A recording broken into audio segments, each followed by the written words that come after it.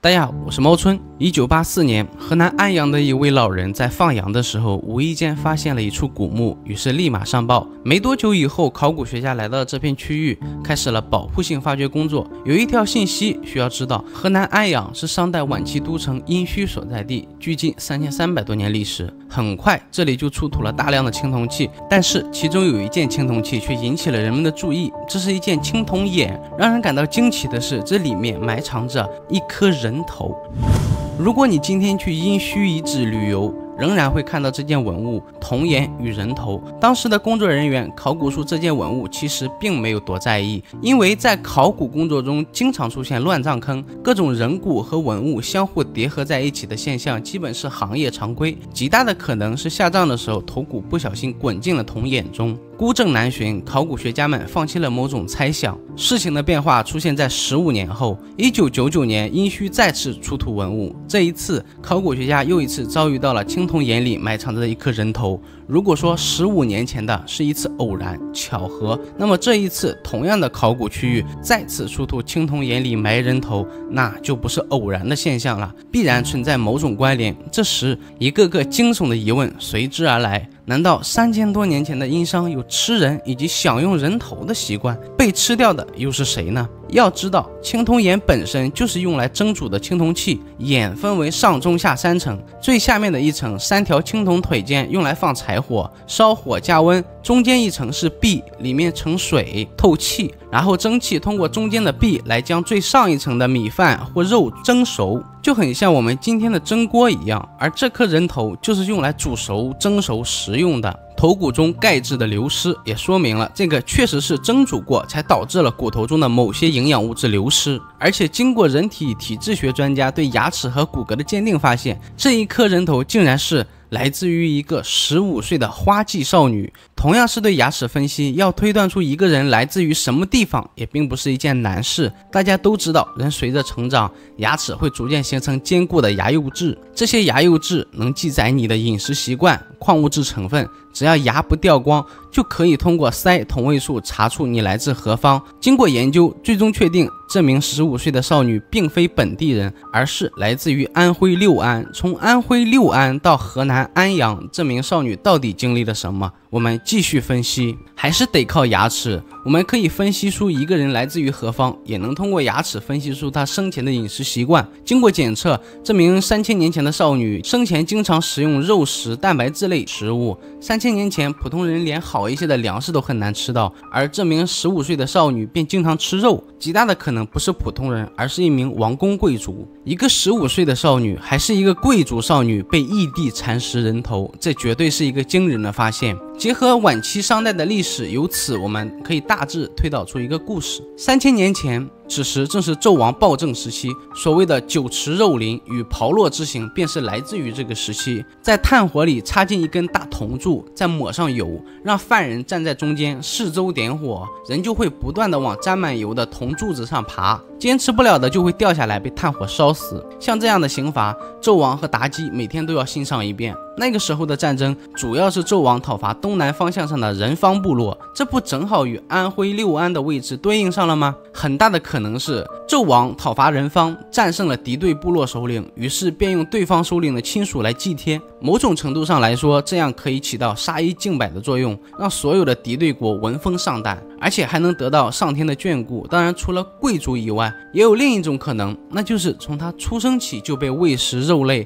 这么做不是为了好好对待他，而是为了在某一天迎接盛大的祭祀，而他就是祭祀品，他的一生就是祭祀品的一生。我只能说，史前文明的祭祀文化真的很可怕，而这仅仅是殷墟的一部分而已。我们再看另一个同样是殷墟出土的宫殿下的奠基人，这一件出土文物跟上一个15岁的少女拿来祭祀不同，这位持戈的武士，很多人都说他是自愿殉葬。你看他的持戈的姿势，强行的拉着人去埋葬，还真的做不到。宫殿下的奠基人，他应该是做好了一切的准备，要为主人守护1000年乃至于万年。不知道这位勇士如何做到慷慨赴死，或许在几千年以前，为了王献出自己的生命是一件有荣光的事情，或许在他出发之前，他的家人得到了王的承诺，可以一辈子享尽荣华富贵，他出于一个父亲的责任，于是毅然决然地踏上了行程。当然这一切都是猜测，只是躲在猜测背后的是史前人类对于活人祭祀的热衷。有人做过这么一个调查，保守估计商朝人的祭祀方法有数十种，多数需要杀死人或者生出来祭天。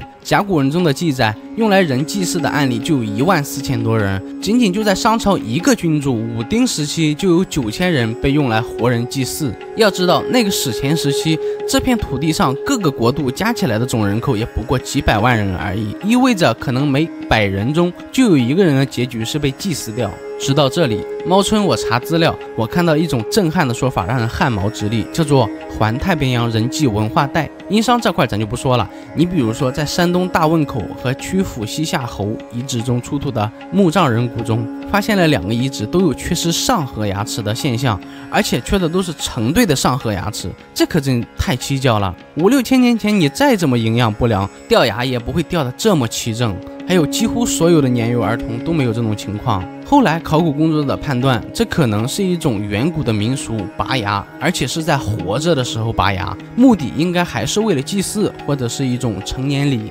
在《山海经·海外南经》中有记载，羿与凿齿战于寿华之野，羿射杀之。意思是羿曾经与凿齿交战在寿华的原野之上，羿用箭射死了凿齿。这里的凿齿代表的是东夷人，东夷人也就是山东人，凿齿也就是代表了拔牙文化，凿齿嘛，凿开牙齿的意思。除了山东以外，后来我们断断续续的在这条海岸线上的其他地区，江苏、安徽、上海、福建等等，相继发现了人为拔牙的现象。然而在境外，比如韩国、朝鲜、日本、马来西亚也能找到相同的人为拔牙特征，所以有人制作发现了一条拔牙祭祀世界传播辐射路径，从华夏开始，向北到韩国、日本，向南辐射到菲律宾、印度尼西亚，然后一直到太平洋夏威夷。所以在史前时期，很多人猜测有这么一条华夏影响世界的传播路径，叫做环太平洋人祭文化带。印尼、越南、缅甸的猎头族，阿兹台克的食人祭品，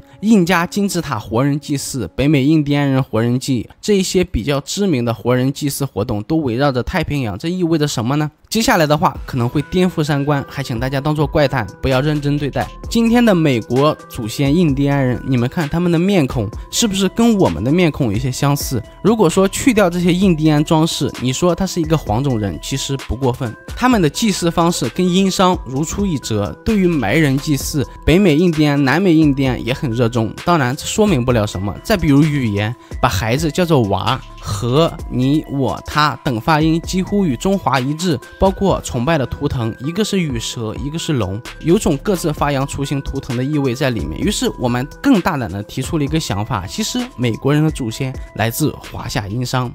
1910年，清政府欧阳庚收到来自墨西哥特使的请求，说有100余殷服部族人遭到墨西哥的屠杀，他们说自己是殷商的后代，请求清政府保护，但此时清政府自顾不暇，帮不了什么。后来欧阳庚父子就去当地部落调查，发现了很多奇怪的现象。一个是当地种植的剔竹，这种植物一般在福建、广东居多，他们说这是印第安祖先的外用药，不知从哪里传来的。而欧阳庚父子很兴奋，因为神经义就写有剔竹笋治外伤，这是中药偏方啊！而且他们还发现了印第安部落中还有轩辕传说，与《山海经》极其相似的部落故事等等。此外，1975年，美国加利福尼亚发现一具3000年前的石矛，经化验来自于中国台湾海峡附近。科学家们得出一个猜测，殷人早在3000年前就航渡美洲，之后在南美找到了16尊雕像和6片玉龟，玉龟上的文字被认为是殷商文字。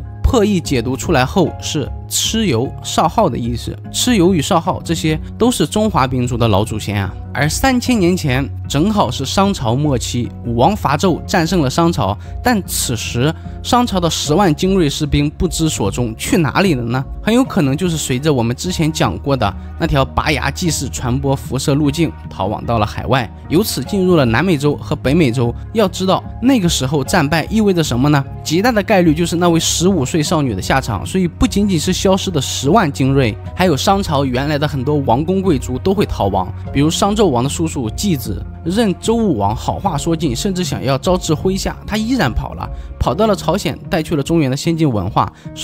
所以还是要再次说，仅仅就把我讲的当做怪谈好了，因为这些零星的考古发现与印第安部落的一些华夏文化痕迹是不足以说明中国人其实是美国的老祖先的。任何人听起来都太过荒唐，我相信你也是这么觉得。但如果真的有一条影响辐射路线，这期间数千年之间发生了哪些故事，真的是引人遐想。拍成电影，那比少年派的奇幻漂流要好看多了。我觉得事实上不一定是大规模从华夏顺着这条路线迁徙到太平洋，因为那个时候的大海航行还不发达，但至少是少量的华夏人口顺着这条所谓的环太平洋计时带成功登陆过新的大陆。当然这只是一种猜想，现在考古学界统一对这种猜想都是持否定的态度，认为太过于玄幻。可是当我们想一想，几十万年前初始的人类只有在非洲东部地区才有，他们也是通过迁徙到达各个大陆，至少还有这么一丝的希望尚存。只是现在的科技与考古证据还不能完全复原所有真实的历史面貌，人类至少说大部分的历史和无数个故事都被埋藏在某些黄土之下。不过一切的一切，在史前文明阶段确实存在以人祭祀的大规模活动，遍及世界很多地区，整个人类都充斥着暴力残暴的元素。那个时候全体文明还未开化，他们甚至觉得残忍的祭祀方式真的会带来好运。可能在某一天，有个部落首领觉得打开脑壳能更接近天意，享受到大自然的熏陶，于是真的在自己脑壳上划上一刀，并让所有人都跟着这么做。这是确实可能会发生的事情。你像主人头、拔牙、活埋等现象，都是怎么传播到一整个部落甚至一个大洲？起初可能就是一个非常荒谬的想法，这种想法不一定都是统治者一拍脑门想出来的。如果你在比较偏远的农村生活过，你就会知道，那些越是神神叨叨的、口里念念有词的人，人们越不敢惹他，甚至会听信他说的话，所以才有无数的巫师、占卜、神婆等一个人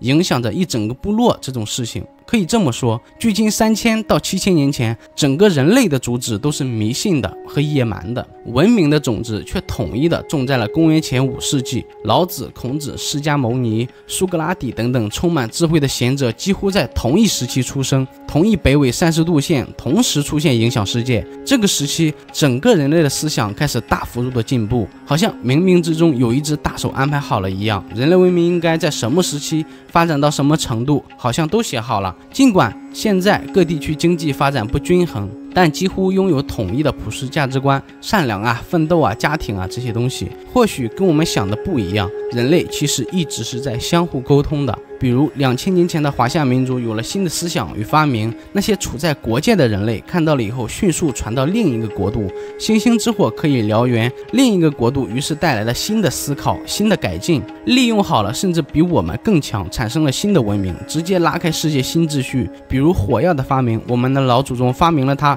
但却在西方人的手中得到了改进与迭代，直接带来了世界新秩序。所以未来也是一样的，又有什么新的东西再一次改变整个世界，我们拭目以待吧。好，以上我是猫村，欢迎订阅我的频道，以及多多评论与点赞，好增加推荐的比例。做长视频真的不容易，感谢大家的支持，下期见。